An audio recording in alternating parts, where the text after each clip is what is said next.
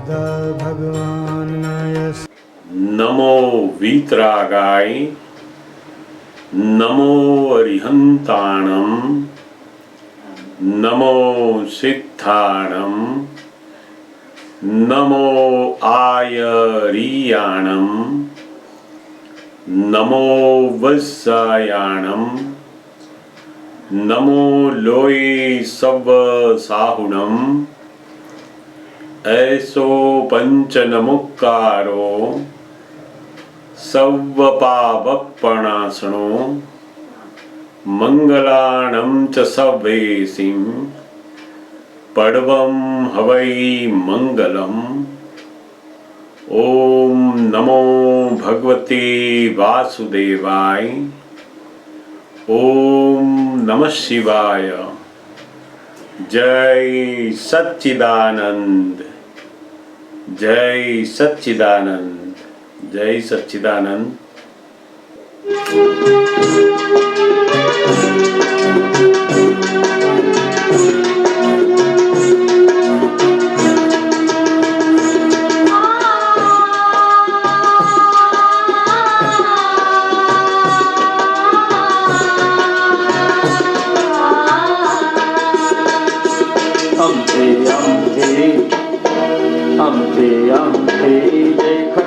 जाती सुर संयोगी अवस्था अटकी तो पकड़ी जाते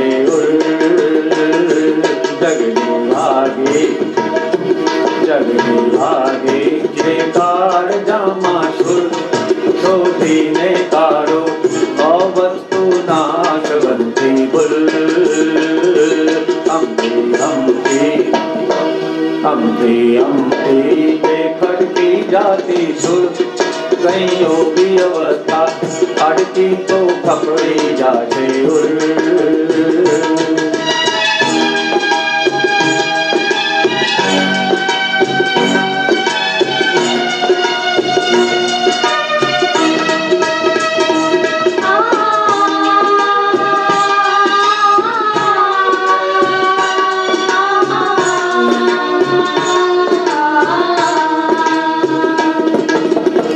संयोगी मात्र अवस्था पर आधीन पुद्गल सत्ता। संयोगी मात्र अवस्था पर आधीन पुद्गल सत्ता। जाने जो वादी निजरे विकल्पे आधारस्ता। जाने जो वादी निजरे विकल्पे आधारस्ता। गुस्सा आरी कलियों माचों से जुड़ जीवने मुझे के विकल्पों मत दंडी भयवुल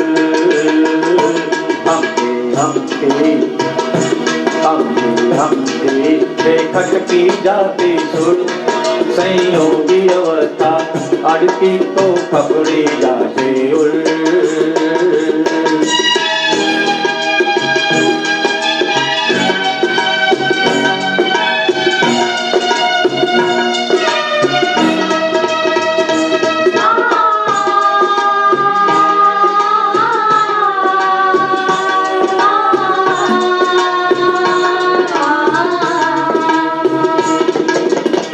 रमताने मिलकर मंगला गमता मम जीत चटका।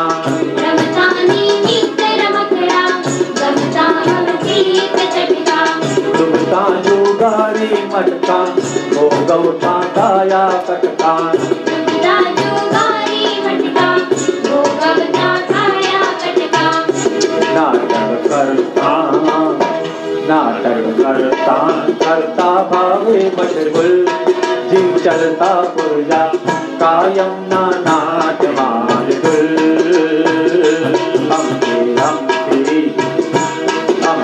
हमके जे खटकी जाती सुर संयोगी अवस्था अड़की तो पकड़ी जाते उल।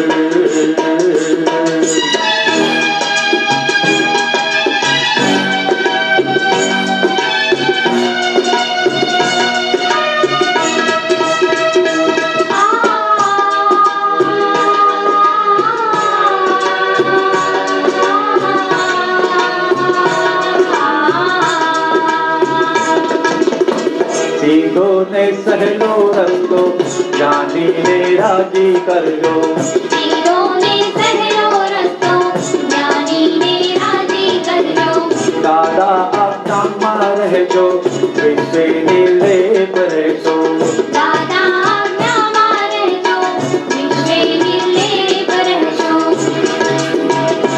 જુઓ વાયુને, જુઓ વાયુને, જળની દેન અમૂલ, શુદ્ધ આત્મ વસ્તુ અમર છે વીર કર્તબુલ. અંબે અંબે અંબે અંબે એ ખટકી જાતી સુર, સંયોગી અવસ્થા અડતી તો ખબડી જાતે ઉર. અંબે અંબે અંબે અંબે એ ખટકી જાતી સુર, સંયોગી અવસ્થા અડતી તો ખબડી જાતે ઉર.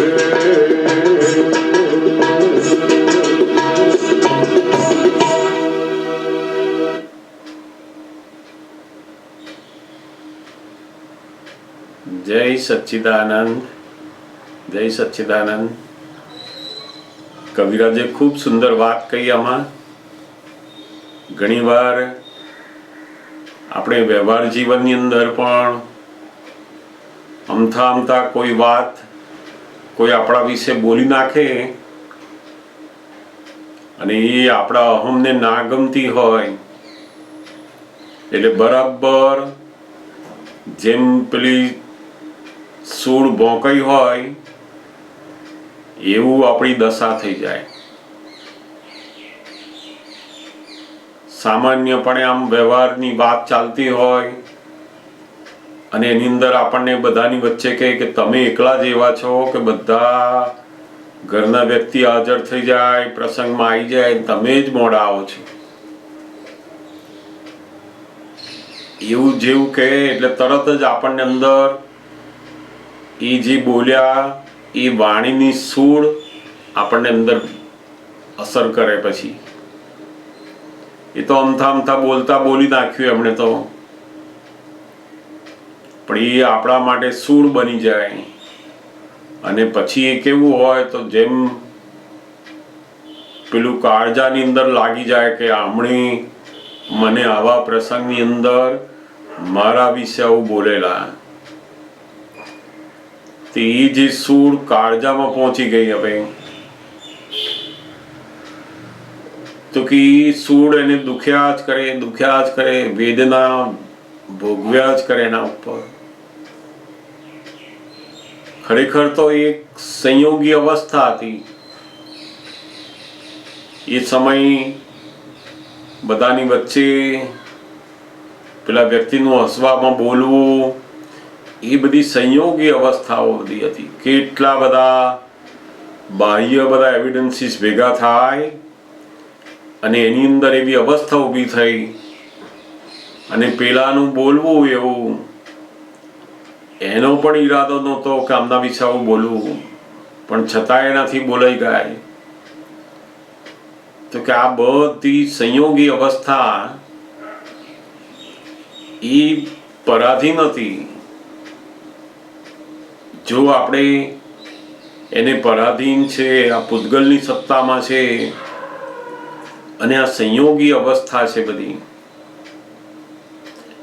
જો આપણે એવું જોતા આવડી ગયો તો ત્યાંથી આપણો એની સાથેનો જે ઋણાનુબંધ હતો એ પૂરો થઈ અને એના સાથેના હિસાબો બધા નિર્જરી જાય છે ત્યાં. પણ જો એને વિકલ્પ થાય અંદર કે મને જ કેમ આવું કહ્યું, એટલે તરત જ એ ક્યાં જાય છે? આડા રસ્તે જાય, રાગ દ્વેષના રસ્તે.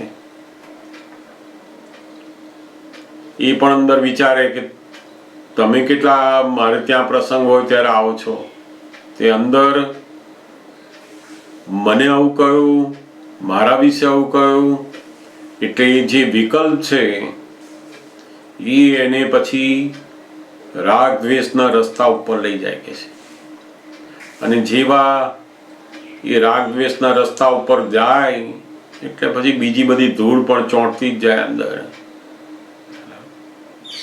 અને આ જ ખરેખર મોટા ભાગના દરેક વ્યક્તિને આજે સૌથી વધારે જે અસરો થાય છે એ આ વાણીની જે સૂળ છે, જે પોતાના અહમને ગમતું નથી, પોતાના વિશે પોતે જે માને છે એના કરતા કંઈક જુદું કોઈ કહે છે, ત્યારે તરત જ એ સૂળની માફક પોતાના કાળજામાં ભોંકાય છે. એટલે કબીરાજે બહુ જ સુંદર વાત આની અંદર મૂકી કે ઘણા લોકોને તો ઘરની અંદર નાની નાની વાતોની અંદર ખટકી જાય. એમ નથી કહેતા કે આમને મારી જોડે બહુ ખટકી ગયું છે, આજે બરાબર બોલતા જ નથી, સીધા જવાબ આપતા જ નથી. હું આમ કહું તો એનું જુદું કે તારે જે ફાવે કર, તને આમ કરે તો તારું કાર કહેશે, મને કહીશ નહીં. એનું કારણ શું? પેલું કંઈક ખટકી ગયું છે, એની અંદર કોઈ સૂળ ભોકાઈ ગઈ છે, એના આધારે એનું આ ખટકી ગયું છે. એટલે એકેય પછી સંજોગોમાં એ સરખા રહી શકે નહીં. દાદા ભગવાને બહુ જ સુંદર વાત આ અહીંયા મૂકી કે આજના સમયમાં સૌથી વધારે અંદર જે દુઃખ ઊભું થાય છે એનું સૌથી મોટું કારણ શું છે? તો કે પોતે હંમેશા સાચો અને ખોટો એની અંદર વિકલ્પમાં પડે છે. મેં આમનું કામ બગાડ્યું નથી અને મારા વિશે આવું કર્યું, હું તો કાયમ માટે વહેલો આવું છું, છતાં પણ એમણે આવું બોલ્યા. જેમ આપણા ઘરની અંદર કોઈ વસ્તુ આપણે આપી હોય કે આ ઠેકાણે મૂકજો, અને એ મૂકવાની બાબતમાં એ ભૂલી ગયા, સાંભળ્યું નહીં, કામમાં હતા આમ ભૂલ્યા. પછી આપણે જ્યારે વસ્તુ જોઈએ છે ત્યારે આપણે કહીએ કે મેં જે વસ્તુ મૂકવા આપેલી લાવો, એ કે મારી પાસે તો છે જ નહીં, મને ક્યાં આપેલી તમે? હવે એમ થાય કે આ તો જૂઠું બોલે છે આ તો, એટલે તરત અસર થાય કે મેં તમને આપી છે નહીં, અને તમે કહો છો કે મને આપી નથી. એટલે આ બંને વચ્ચે ઘર્ષણ થાય છે. ત્યાં આમ જોવા જઈએ તો બંનેના જુદા જુદા જે વ્યૂ પોઈન્ટ છે, બંને માટે પોતપોતાના વ્યૂ પોઈન્ટથી સત્યમાં છે, પણ પોતાના સત્યની સામે બીજી વ્યક્તિના સત્યને સત્ય દેખાતું નથી. એને જુઠ્ઠું જ લાગે કે આ જુઠ્ઠું બોલે છે, મેં જ આપ્યું છે, મેં જ કહેલું, પણ અત્યારે એમને આપવું નથી અથવા એમને આ કરવું નથી, માટે મને આવું કહે છે. ઘણા બધા વ્યવહારના સંજોગોની અંદર આ સત્ય અને અસત્ય એ બંનેના કારણે જ સૌથી વધારે વ્યક્તિઓની વચ્ચે મતભેદ પડે છે. આ કાળની અંદર તો અસત્ય માટે જે જીવતા હોય એનું સંગઠન બહુ મોટું થઈ જાય, અને સત્ય માટે જીવનારા લોકોનું સંગઠન એ બિલકુલ થાય નહીં, છિન્ન ભિન્ન થઈ જાય. એક સત્યને સમજનારા સજ્જનો અનેક રૂપે છૂટા પડી જાય,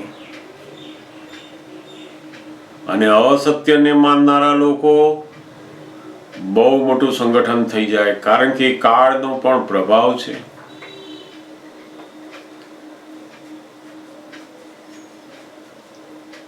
જ્યાં સુધી આ સત્ય છે, સાચું જ છે, એને આપણે બહુ જ આગ્રહપૂર્વક વળગી રહીએ, ત્યારે વેરના રૂપમાં કન્વર્ટ થાય છે. નથી ઘણીવાર લોકો કહે ને કે મને તો ભાઈ જેમ છે તેમ સાચું બોલવાની ટેવ છે, વ્યક્તિ જ્યાં હોય ત્યાં પોતે સાચું બોલ કરે એટલે લોકોને શું થાય કે આ બહુ ખરાબ માણસ છે. આ તો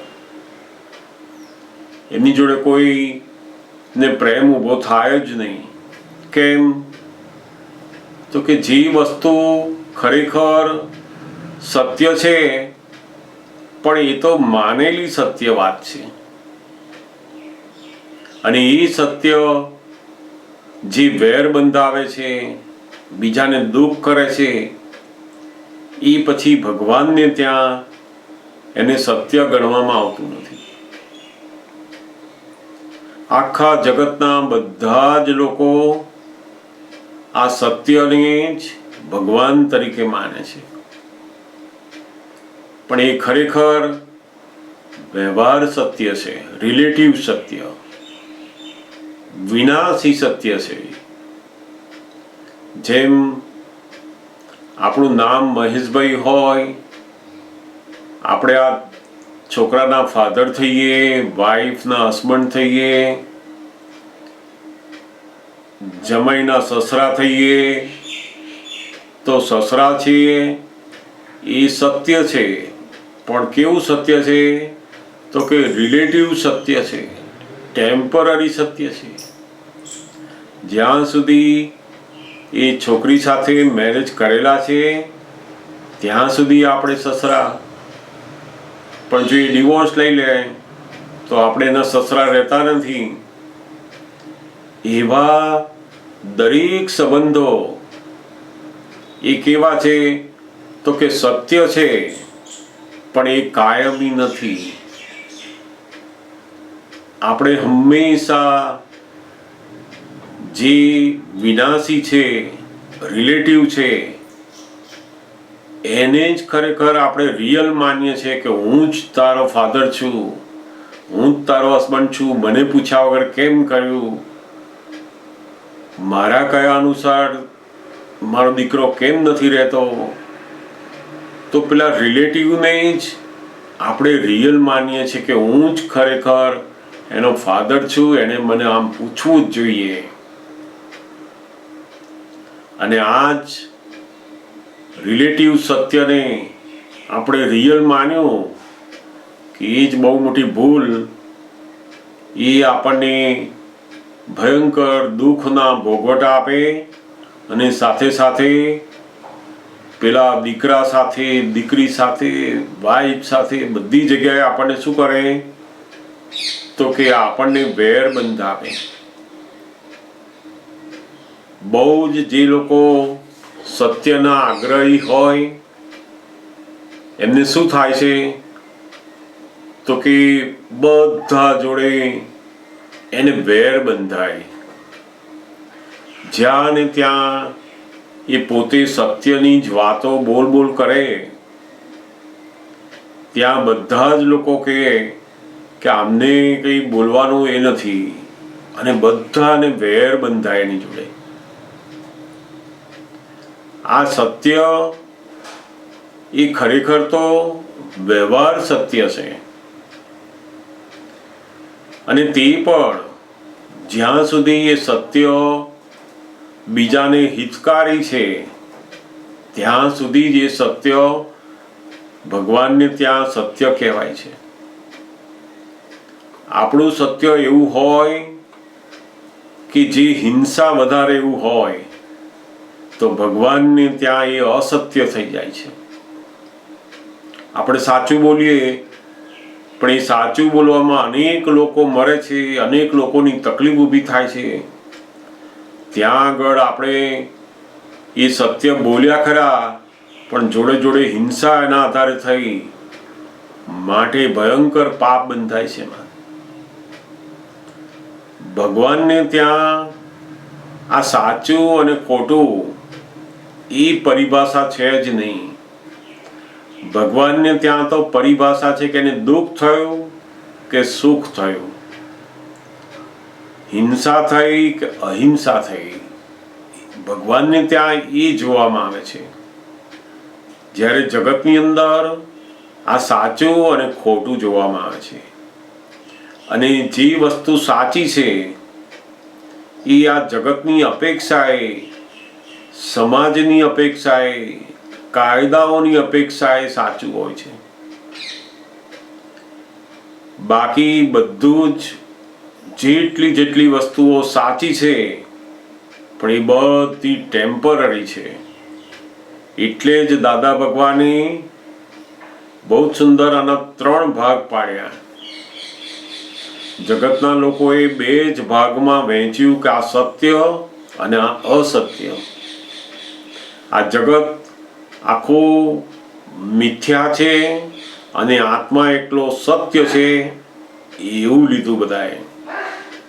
જ્યારે દાદા ભગવાને આ જગતને પણ સત્ય કહ્યું પણ એ રિલેટિવ સત્ય છે અને આત્મા જે છે એ રિયલ સત્ય છે, પરમેનન્ટ સત્ય છે. એટલે એમણે સત્ય અને સત એ બેને અલગ બતાવી છે. સત્ય હંમેશા કાળને આધીન, જગ્યાને આધીન, ભાવને આધીન, સંજોગોને આધીન છે. જ્યારે સત છે એ પરમેનન્ટ, કોઈ પણ કાળમાં, કોઈ પણ જગ્યામાં એ કાયમ માટે સત છે. સામાન્યપણે એવું કહેવાય છે કે ટ્રુથ ઇઝ ગોડ, પણ વાસ્તવમાં જે ટ્રુથની વાત છે એ તો અલ્ટિમેટ જે ટ્રુથ છે એની વાત છે. જ્યારે આપણે જીવનની અંદર આપણો જે અહમ છે એને આપણે પકડી રાખીએ, એને જ આપણે સત્ય માનીએ છીએ. ખરેખર તો એ આપણો દ્રષ્ટિબિંદુ છે. મારી દ્રષ્ટિ એ સાચું છે. નથી ઘણા કોઈ જગ્યા ઉપર પાર્કિંગ કરતા હોય અને પેલા કહે કે ભાઈ અહીંયા પાર્ક ના કરો, તમે બીજી જગ્યાએ કરો. અહીંયાથી બધાને આવવા જવામાં તકલીફ પડે છે, અહીંયા તમે મૂકો જ નહીં. અહીંયા તરત પેલાને થાય કે આ જગ્યા તમારી છે, હું મૂકું એમાં તમને શું વાંધો. હવે બંનેના વાતોને આપણે જોઈએ તો બંનેના વ્યૂ પોઈન્ટ પોતપોતાની રીતે સત્ય છે. એક વ્યક્તિ કહે છે કે અહીંયા બધાને તકલીફ પડે છે, તમે આ ના મૂકો. પેલા કે આ જગ્યા મારી છે, હું ગમે ત્યાં મૂકું. બંને પોતપોતાની દ્રષ્ટિએ સત્ય છે. પરંતુ જ્ઞાની કોને સત્ય કહે છે? તો કે જે પોતાના સત્યનો આગ્રહ છોડી દે એ એમાં સત્ય ગણાય છે. બંનેનું જે સત્ય છે કેવું છે? તો કે રિલેટિવ સત્ય છે.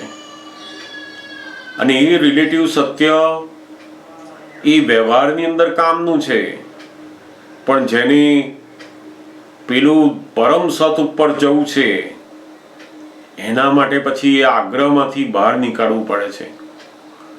એટલે દાદા ભગવાને બહુ સુંદર વાત કહી છે કે આખો મોક્ષ ધર્મ એ આ સત્ય અને અસત્ય બંનેથી પર થઈએ ત્યારે આપણે પેલા સતની અંદર આવીએ છીએ. દાદા ભગવાનની 5 આજ્ઞા છે એ પણ આપણે